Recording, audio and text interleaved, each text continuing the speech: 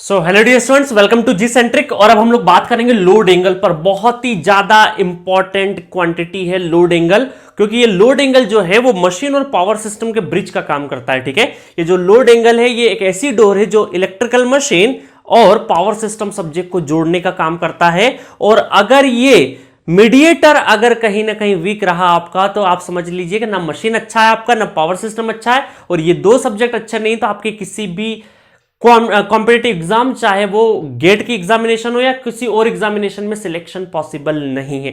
ठीक है, तो आपके सिलेक्शन की क्या बेहतरी के लिए या फिर सिलेक्शन को अगर 100% बनाना, उसकी प्रोबेबिलिटी बढ़ानी है, तो लोड एंगल आपको बहुत अच्छे से आना चाहिए। ठीक है, आज मैं इस बेसिक कॉन्सेप्ट में आपको लोड एंगल की बहुत ज्यादा अंडरस्टैंडिंग देने वाला हूं।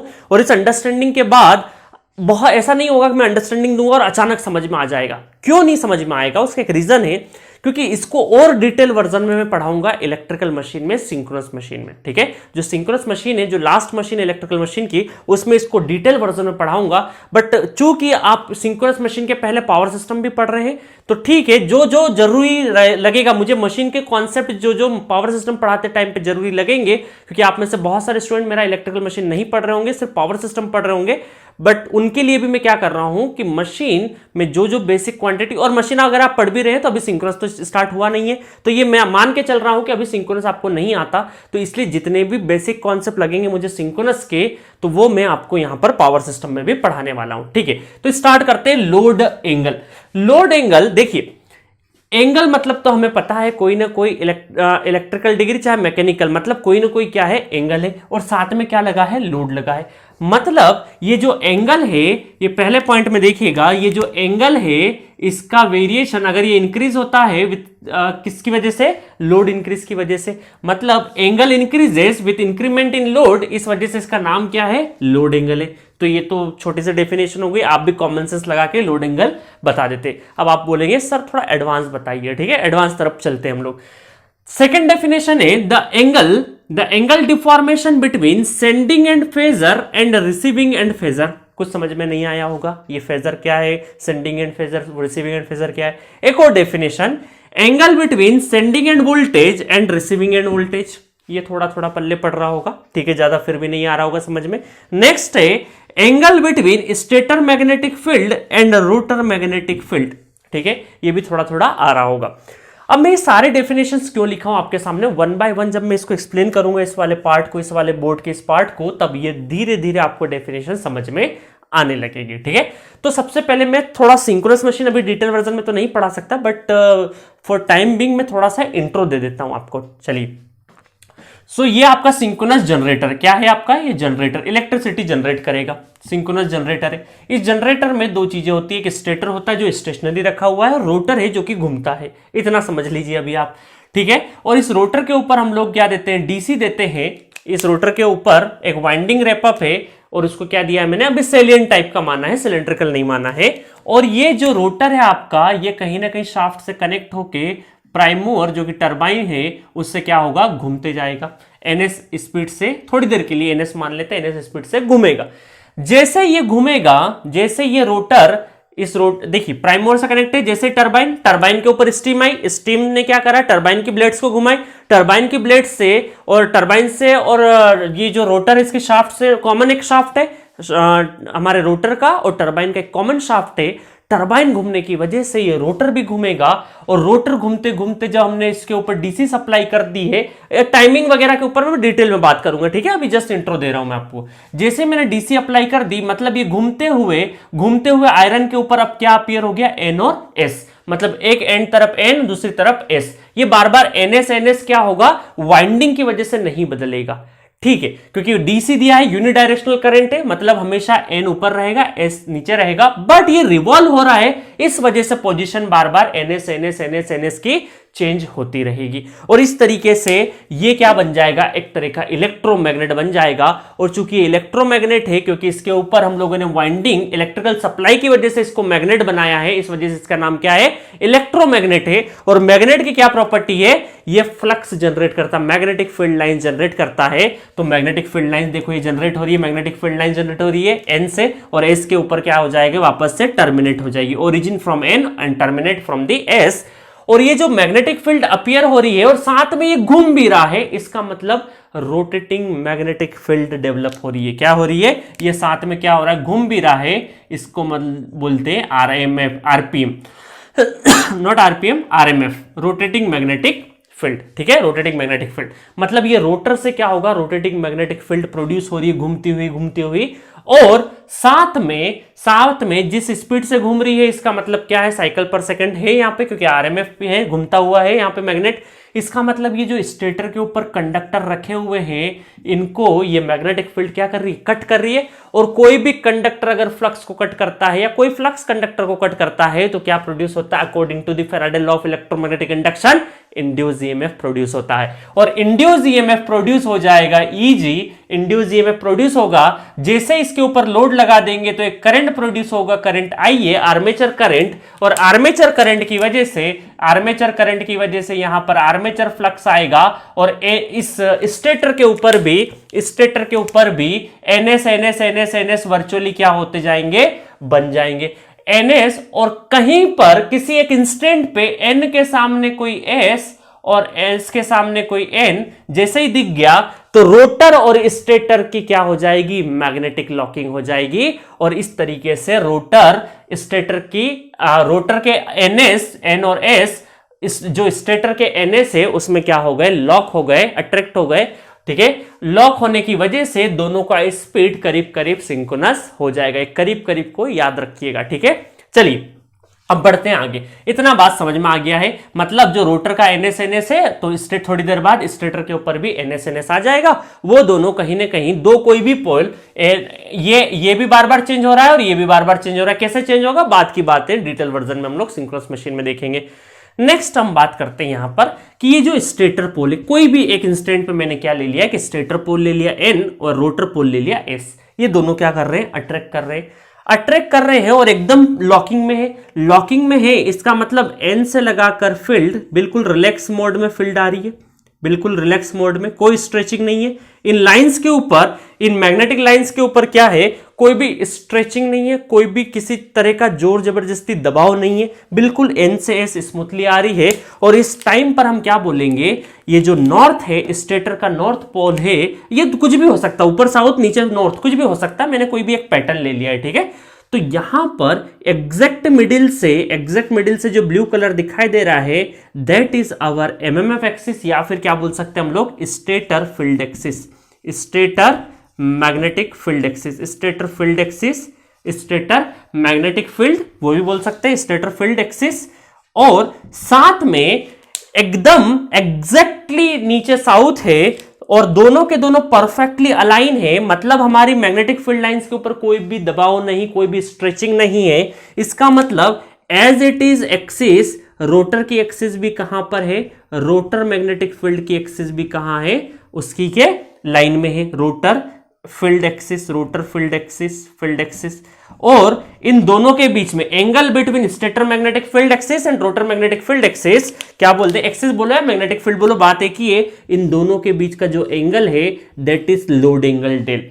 बट आपने देखा कि दोनों एक्सिस क्या है? अभी दोनों फील्ड एक दूसरे के ऊपर अलाइन है। इसका मतलब यहां पर डेल इक्वल टू क्या होगा? 0 होगा। और इस तरीके से यहां पर अगर मुझे इलेक्ट्रिकल पावर का फॉर्मूला लिखना हो, P electrical EV upon X sine del, कहां से ये फॉर्मूला आया? आगे चल के मैं डिराइव करूंगा इस फॉर्मूले को। ठीक है, तो अभी मैंने डायरेक्टली यहां पे लिख दिया। मतलब एक्टिव पावर किसके ऊपर प्रोपोर्शनल है? साइन डेल के ऊपर। और डेल अगर 0 है, इसका मतलब इलेक्ट्रिकल पावर क्या हो गया? 0 हो गया। ये क्या बात हो गई? डेल 0 मतलब इलेक्ट्रिकल पावर 0, इलेक्ट्रिकल पावर 0 मतलब ये जो अलाइनमेंट है that is pure magnetic locking. क्या है ये? Pure magnetic locking, magnetic locking. मतलब अगर आपके रोटर और स्टेटर के मैग्नेट्स का अगर प्योर मैग्नेटिक लॉकिंग हो गया तो इलेक्ट्रिकल पावर क्या हो जाएगा? 0 हो जाएगा। That is unwanted, undesirable condition. हमें लोड एंगल कुछ ना कुछ चाहिए, तभी हमारा इलेक्ट्रिकल पावर जनरेट हो पाएगा। ठीक है, तो इसका मतलब क्या है? ये तो अनवांटेड हो गया। लॉकिंग चाहिए, बट ऑब्वियस लॉकिंग चाहिए, बट लॉकिंग कितनी होनी चाहिए हमारी? सिर्फ और सिर्फ कुछ एंगल की। बहुत ज्यादा लॉकिंग अगर कर देंगे उसको क्या बोलेंगे? Pure magnetic locking. और उस टाइम पे क्या हो जाएगा? डेल इक्वल टू 0 हो जाएगा। सो मान लीजिए अब इस केस में प्योर मैग्नेटिक लॉकिंग थी, जो कि पावर क्या हो गया है, 0 हो गया। अब सेकंड चलते हैं। मान लीजिए किसी तरीके से लोड में इंक्रीमेंट होता है, थोड़ी देर के लिए लोड में इंक्रीमेंट जैसे ही हुआ, इसका मतलब स्टेटर रोटर घूम सेम ही डायरेक्शन में रहे हैं, बट अब थोड़ा सा रिलेटिव स्पीड आ गया, थोड़ा सा रिलेटिव स्पीड आ गया है, जिसके कारण क्या हो रहा है, आपकी जो फील्ड लाइन से उसमें थोड़ा सा स्ट्रेचिंग आ रहा है।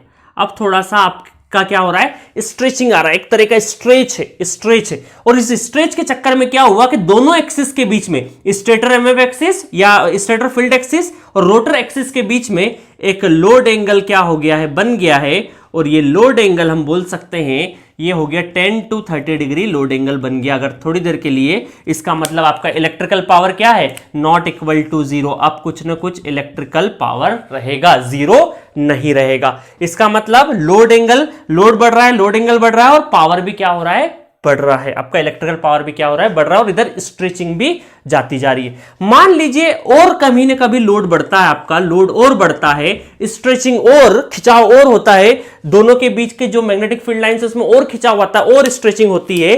तो ये स्ट्रेचिंग अब क्या हो चुकी है, मैक्सिमम हो चुकी है स्ट्रेचिंग मैक्सिमम। मतलब लोड एंगल कितना है, ये लोड एंगल, और ये लोड एंगल कितना हो जाएगा यहां पर मैक्सिमम स्ट्रेचिंग के टाइम पे 90 हो जाएगा।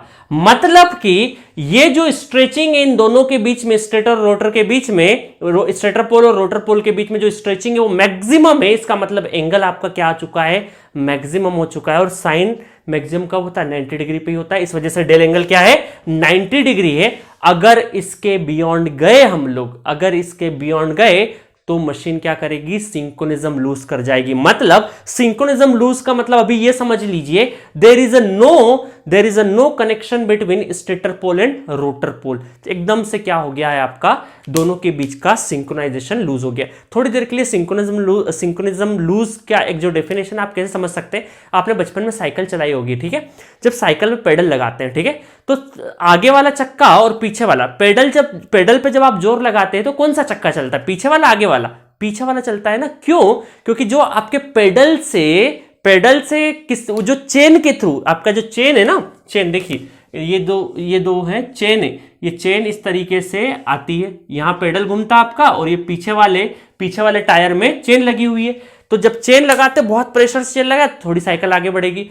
कई बार आप बचपन में क्या हुआ, चेन उतर जाती है ना, चेन जो साइकिल की चेन है वो कई बार उतर जाती है आपकी। जैसे चेन उतर जाती है तो एकदम से पेडल क्या होता है, फ्री हो जाता है, एकदम फ्रीली घूमता है। इसका मतलब क्या है, ये जो फ्रीली घूम रहा है ना, इसका मतलब क्या है, कब फ्री घूमेगा, साइकिल का चेन उतर जाएगा और साइकिल का पेडल फ्री घूमेगा। इसका मतलब there is no connection between, जो आप जो पांव लगा रहे हो, दैट इज मैकेनिकल इनपुट, और आपका जो आउटपुट है, मतलब साइकिल आगे बढ़ेगी नहीं। इसका मतलब क्या हो गया, फ्री हो गया पेडल। उसको क्या बोलते हैं हम लोग, सिंक्रोनिज्म लूज बोलते हैं। एक तरह का एग्जांपल समझ सकते हैं। तो यहां पर भी क्या होगा, जब स्ट्रेचिंग मैक्सिमम होगी, लोड एंगल 90 पहुंच जाएगा, और इस लोड एंगल 90 पहुंचने के बाद इलेक्ट्रिकल पावर क्या हो जाएगा अपना, EV अपॉन एक्स, क्योंकि साइन 90 क्या हो जाएगा 90, तो P equal to P max, maximum power.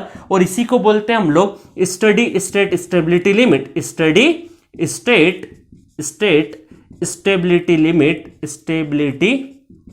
Stability limit आपको पढ़ाऊंगा ये मैं आगे जाके स्टेबिलिटी में, ठीक है। बहुत काम की चीज है ये, SSL, इसके ऊपर क्वेश्चन भी आते हैं, स्टेडी स्टेट स्टेबिलिटी लिमिट या SSL, या फिर इसको बोल सकते हैं हम लोग, कुछ किताबों में दे रखा है पुल आउट टॉर्क। बहुत कम लोगों को पता है ये इंफॉर्मेशन। पुल आउट टॉर्क नहीं बोलेंगे, पुल आउट पावर बोलेंगे, पुल आउट पावर, ठीक है, पुल आउट पावर बोल देंगे। अब इसके बियॉन्ड गए तो स्ट्रेचिंग क्या होती जाएगी, मैक्सिमम हो जाएगी, और एकदम से लूज हो जाएगा और सिंक्रोनिज्म लूज कर जाएगा। इसका मतलब अगर मुझे इसका आपको पावर ट्रायंगल, वो अगर मुझे कर्व बनाना पड़े तो पावर और डेल के बीच का जो कर्व है, दैट इज ये साइनोसॉइडल, ठीक है, sinusoidal, P is proportional to sine del. और ये 90 डिग्री पे क्या मिल रहा है आपका, यहां पर मिल रहा है P मैक्सिमम, ठीक है। 90 डिग्री पे क्या मिल रहा है, पावर और लोड एंगल के बीच का कर्व P मैक्सिमम पावर, या फिर इस कंडीशन को बोलते हैं स्टेडी स्टेट स्टेबिलिटी लिमिट या पुल आउट पावर, दोनों टर्म का ध्यान रखिएगा, ठीक है। तो इस तरीके से हमारा पावर एंगल, अब समझ में आ रहा लोड एंगल क्या है, इसका मतलब angle between stator magnetic field and rotor magnetic field, तो आपको समझ में आ गया, यहां से एक थ्योरी तो समझ में आ गई। दूसरा चीज है कि जब सिंक्रोनस जनरेटर की बात है तो यहां पर जो ईएमएफ ईजी जनरेट हुआ है तो इसको बोलते हैं इंटरनल वोल्टेज। इसको क्या बोलते हैं हम लोग जनरेटर का? इंटरनल वोल्टेज भी बोलते हैं और बोलते हैं इंड्यूस ईएमएफ या जनरेटेड ईएमएफ भी बोलते हैं। ये किसी एंगल डेल पे होगा और टर्मिनल पे सिंक्रोनस जनरेटर की बात करें तो टर्मिनल पे ये वोल्टेज हो जाएगा V एंगल 0, ठीक है। और यहां पर एक रिएक्टेंस रहेगा जो भी रहेगा। इसका मतलब यहां पर हम क्या बोल सकते हैं, that is generated EMF, angle between generated EMF and terminal voltage. तो ये भी क्या हो जाएगा हमारा, ये भी हो जाएगा हमारा एक तरह का लोड एंगल का डेफिनेशन, क्योंकि ये जो टर्मिनल वोल्टेज हमेशा 0 पे रहता है और ये किस पे रहता है, पॉजिटिव एंगल पे, जिसको हम लोग डेल बोल देते हैं क्योंकि दोनों का difference del minus 0 equal to del. तो एक डेफिनेशन और हो सकती है, what is load angle? It is the angle between induce EMF या internal voltage to the terminal voltage of the synchronous generator. ये भी हो सकता है। In case of power system, in case of power system हम क्या बोल देंगे, जनरेटर से बाहर निकल के बात करेंगे तो यहां पर बोल देंगे सेंडिंग एंड वोल्टेज जो कि किसी लोड एंगल डेल पे है, और रिसीविंग एंड वोल्टेज क्योंकि दूरी कितनी है, 50 किलोमीटर की दूरी है थोड़ी देर के लिए, और यहां पर हार्डली दूरी कितनी है, लगभग ये हमारी जो दूरी होगी ये तकरीबन हमारी बोल सकते हैं हम लोग कुछ सेंटीमीटर्स में दूरी है, ठीक है।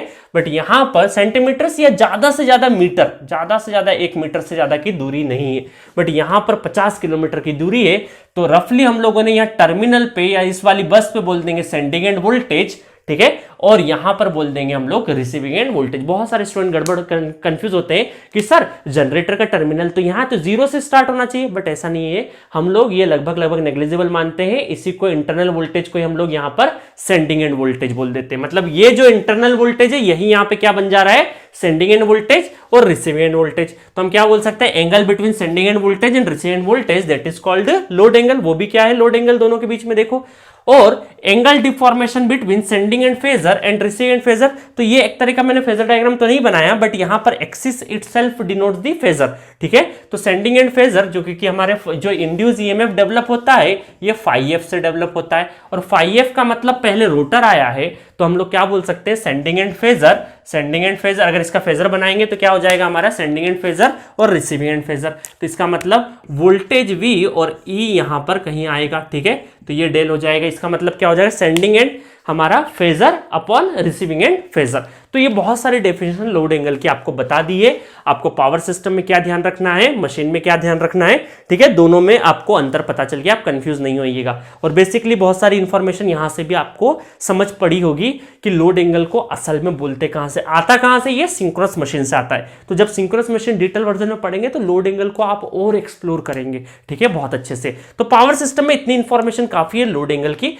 अब लोड एंगल की लिमिट के ऊपर बात करते हैं कि इसकी रेंज क्या होनी चाहिए, और अगर ये ज्यादा मैक्सिमम से बाहर चले गया और मिनिमम से कम हो गया तो क्या होगा, उसके ऊपर बात कर लेते हैं। सो लोड एंगल की रेंज की बात कर लेते हैं, मिनिमम और मैक्सिमम रेंज क्या होनी चाहिए। तो मैं डायरेक्टली भी बता सकता हूं, बट डायरेक्टली बताने से पहले कुछ एक दो चीजों पर डिस्कस करूंगा। देखिए ये कर्व अभी मैंने बनाया था, एक sinusoidal P is proportional to sine del, तो इस तरीके से साइनोसॉइडल कर्व बन गया था, ठीक है। अब देखिए इसका फिजिकल सिग्निफिकेंस आपको स्टेबिलिटी में बहुत काम आने वाला है। ये जनरेटर है और यहां पर मैकेनिकल मूवमेंट है, यहां पे क्या बोल सकते हैं, मैकेनिकल इनपुट बोल सकते हैं, not movement, mechanical input power, और इधर क्या मिलेगा आपको, इलेक्ट्रिकल पावर, इलेक्ट्रिकल आउटपुट। और मैं क्या बोल सकता हूं कि स्टेबल पोजीशन या ये सिस्टम या ये जो हमारा जनरेटर ये स्टेबल कंडीशन में कब रहेगा, जब ये इक्विलिब्रियम में रहेगा, जब ये काय में रहेगा, इक्विलिब्रियम में। और इक्विलिब्रियम में रहने के लिए क्या होगा, इक्विलिब्रियम का मतलब अभी ये समझ लीजिए Pm इक्वल टू P, मतलब हम लोग जितना जनरेट कर रहे हैं उतना ही कंजप्शन हो जाए तो वो हमारे लिए बेस्ट सिस्टम है। तो इसका मतलब जितना मैकेनिकल इनपुट दे रहे हैं उतना ही इलेक्ट्रिकल पावर दोनों बराबर हो जाए, तो उसको बोलते हैं हम लोग इक्विलिब्रियम कंडीशन, ठीक है। तो ये हमारी स्टेबल कंडीशन है या इक्विलिब्रियम कंडीशन है। अब देखिए होता क्या है कि मान लीजिए पहला केस लेता हूं मैं, आपका पहला केस अगर ले लूं कि ये लोड एंगल है वो किसी तरह डेल मैक्स से बाहर चले जाए, तो पहला कॉन्सिक्वेंसेस क्या है, सिंक्रोनिज्म लूज हो जाएगा। अभी मैंने बताया सिंक्रोनिज्म लूज का मतलब है कि there is a no connection between stator pole and rotor pole, तो सिंक्रोनिज्म लूज हो जाएगा। दूसरा चीज क्या होगा, कि मैक्सिमम पे पहुंचने के बाद देखिए बढ़ता गया बढ़ता गया बढ़ता गया बढ़ता गया बढ़ता गया बढ़ता गया, मैक्सिमम पे पहुंचने के बाद अगर लोड एंगल और बढ़ाया, ठीक है, तो ये दोनों पावर, मैकेनिकल पावर, इसको बोलते हैं मैकेनिकल पावर, मैकेनिकल पावर, ठीक है, और इसको बोलते हैं इलेक्ट्रिकल पावर, इलेक्ट्रिकल पावर। और दोनों ही पावर किससे, इन दोनों के बीच में कॉमन क्या है, लोड एंगल डेल है। तो यहां तक देखिए, जब यहां से यहां तक एंगल जाएगा, 0 से लगाकर 90 डिग्री तक जाएगा लोड एंगल, तब मैकेनिकल पावर 0 से लगा के 0 से 90 डिग्री तक क्या होगा, पीएम अगर बढ़ेगा, मैकेनिकल इनपुट बढ़ेगा, तो इलेक्ट्रिकल आउटपुट भी क्या होगा, इंक्रीज होगा, ठीक है, दोनों इंक्रीज हो रहे, बट 90 के बाद अभी भी मैकेनिकल इनपुट क्या होगा, बियॉन्ड 90, मतलब हम लोग 90 टू 180 डिग्री बात कर ले, तो यहां पर मैकेनिकल इनपुट अभी भी एक्सीलरेशन में है, बट इलेक्ट्रिकल आउटपुट क्या है आपका, कम होते जा रहा है, इलेक्ट्रिकल आउटपुट क्या होते जा रहा है, कम होते जा रहा है। इसका मतलब हम क्या बोल सकते हैं, आफ्टर अचीविंग मैक्सिमम वैल्यू आपका क्या हो जाएगा, मैकेनिकल पावर डोमिनेट कर जाएगा इलेक्ट्रिकल के पावर के ऊपर, और यहां पर आपका हो जाएगा PM greater than P, that is called acceleration,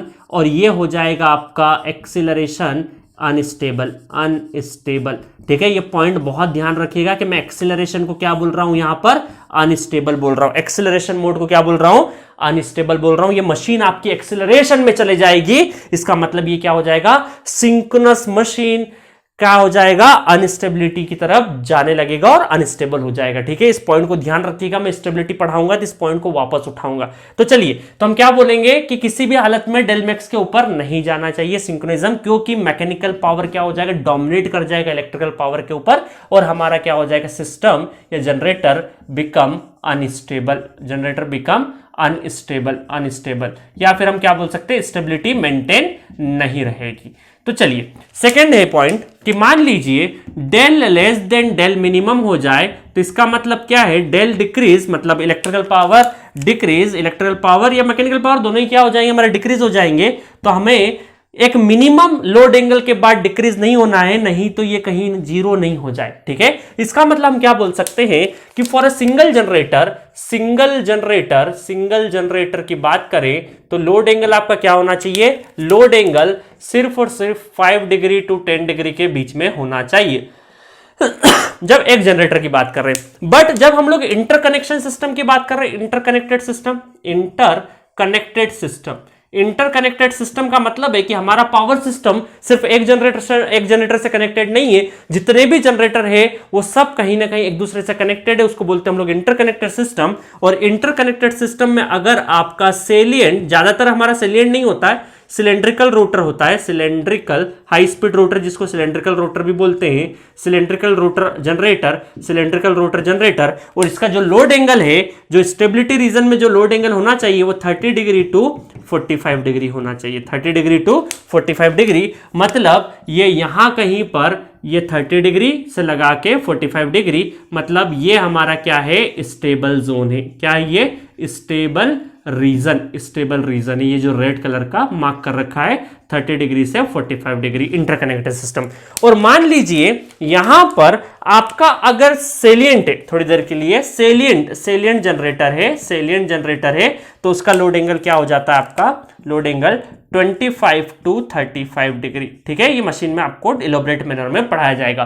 तो मिनिमम मैक्सिमम रेंज मैंने बता दी है, मैक्सिमम जाएगा लोड एंगल तो क्या होने वाला है, मिनिमम जाएगा तो क्या होने वाला है, सारी बातें मैंने लोड एंगल के रिगार्डिंग आपको बता दी है। इससे बाहर लोड एंगल की इंफॉर्मेशन थोड़ी भी जरूरत नहीं है पावर सिस्टम समझने के लिए। एटलीस्ट मशीन में लोड एंगल फिर से पढ़ाऊंगा, फिर से पूरा, क्योंकि सिंक्रोनस मशीन पढ़ेंगे तो लोड एंगल तो रहेगा ही रहेगा, तो वो डिटेल में देखेंगे। स्टेबिलिटी भी हम लोग जब स्टेबिलिटी पढ़ाऊंगा तो ये वाली चीज को वापस से मैं रिलेट करूंगा, बहुत सारे यहाँ के जितने पॉइंट है वो रिलेट करूंगा।